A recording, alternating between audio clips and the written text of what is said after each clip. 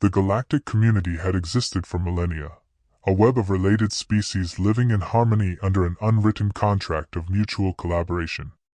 Each species brought its strengths to the table: technology, wisdom, or cultural enrichment. Then there were humans. To the rest of the galaxy, they were oddities, outliers originating from a fragile, resource-scarce planet labeled as a death world. The term alone carried a mix of curiosity and dismissal. Deathworlders were unexpected but not considered a significant threat.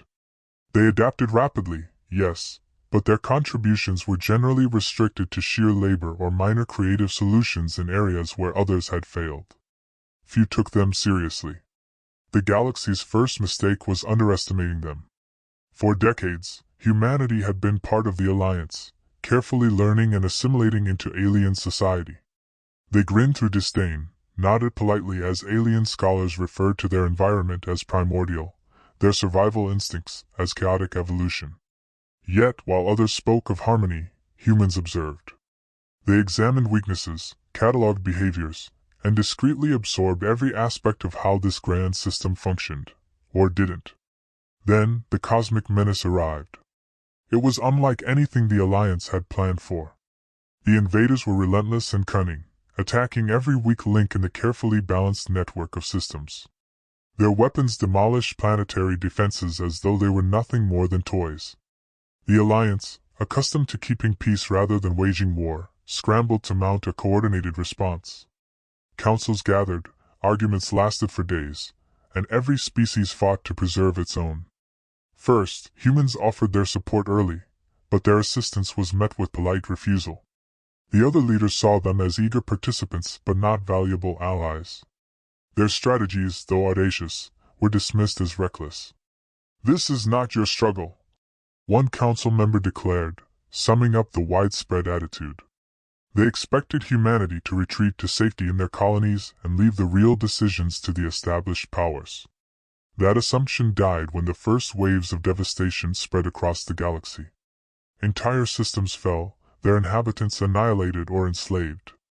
The Alliance, with all its intricate diplomacy, had no answer for an enemy that refused to negotiate.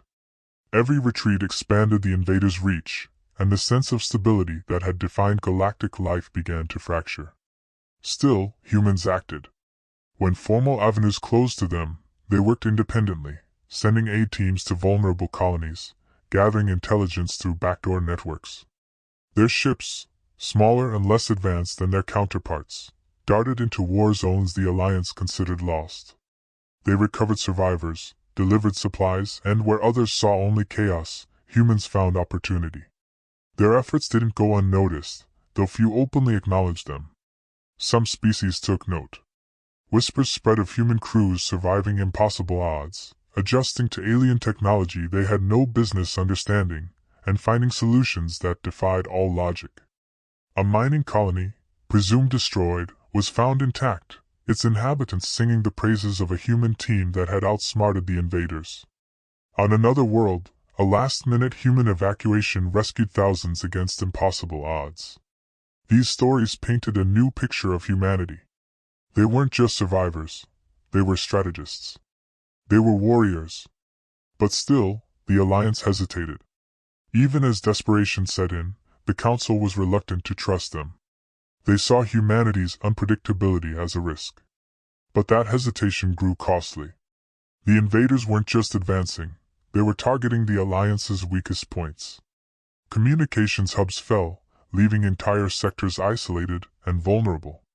Planets that once prided themselves on self-sufficiency found themselves helpless. The panic spread, the fear took hold, and through it all, humans kept fighting. Their methods were unorthodox, their tactics risky, but their results were unmatched. They hacked into abandoned networks to restore communications. They reprogrammed enemy drones, repurposed derelict stations into strongholds, and rewrote the rules of war. What the rest of the galaxy saw as reckless improvisation, humanity called necessity. Because, to them, failure wasn't just defeat, it was extinction. And the Alliance, for the first time, started listening. High-ranking officials changed their tone. The same leaders who had dismissed humans as a wild-card species now whispered about their importance. And yet, even then, they hesitated. They allowed humanity to join discussions, but only under strict oversight. They sought to control them, to restrict their influence. Humanity, however, had no intention of being controlled. They weren't here to take orders, they were here to lead.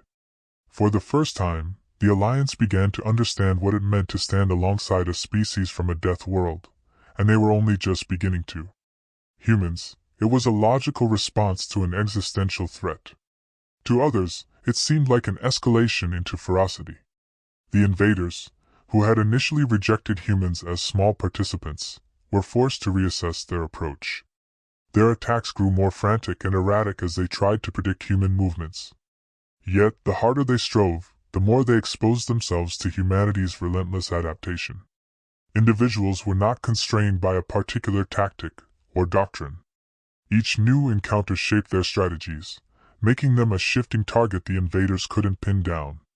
Other species, watching from the sidelines or unwillingly cooperating, were left to grapple with the consequences of this shift.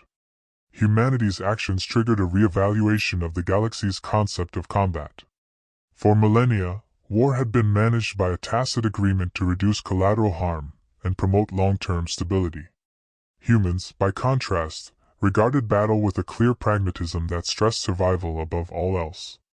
They weren't restricted by tradition or moral hesitations that jeopardized the safety of their people. This perspective, while successful, raised difficult concerns for the Alliance. The gains came at a cost that reached beyond the battlefield. Humanity's allies, especially those who worked closely with them, began to experience a combination of admiration and terror. It was evident that humans were not only striving to survive, they were redefining what survival meant in this setting. You said? Their actions questioned long-held ideas about the nature of conflict and forced other species to confront their own limitations. The Alliance's reliance on humans grew, but so did the uneasiness surrounding their methods. This rising tension reached its peak when humanity exposed the full range of its capabilities. When faced with an apparently impenetrable enemy stronghold, mankind devised a scheme that blended technology, ingenuity, and sheer resolve in equal measure. The success of the operation was undeniable, but the aftermath left many contemplating the ethical ramifications. The Alliance, accustomed to measured responses and careful preparation, struggled to reconcile the savagery of humanity's tactics with the results they achieved. Humanity's leaders, for their part, offered no apologies. They understood that their actions were controversial but viewed them as necessary sacrifices in the face of an existential threat. Their frank admission of the cost of victory stood in stark contrast to the Alliance's inclination to downplay or rationalize losses. This honesty, albeit painful, resonated with those who had grown disillusioned with the Alliance's bureaucracy.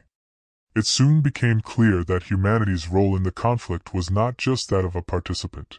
It was that of a commander, influencing the course of the war itself. Meanwhile, the invaders were learning a painful lesson about the nature of their opponent. Their earlier views of humanity as a secondary concern had been horribly mistaken.